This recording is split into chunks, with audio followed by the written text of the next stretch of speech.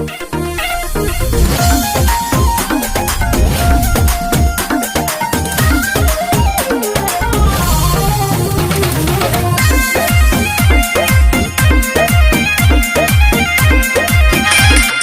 भाई लोग नमस्कार। जी हाँ दोस्तों, खेसारी लाल यादव जी का फ़ैन होंगे, हो जाइए तैयार, क्योंकि आप लोग के लिए ये ट्रेंडिंग स्टार खेसारी लाल यादव जी काफ़ी ब्लास्ट लेवल के गाने लेकर आ रहे हैं। तो उसी गाने के बारे में बात करेंगे, तो वीडियो को एक लाइक और चैनल को सब्सक्राइब कर लेंगे। तो चलिए गाइस शुरू करते हैं, जानते हैं गाने के बारे में।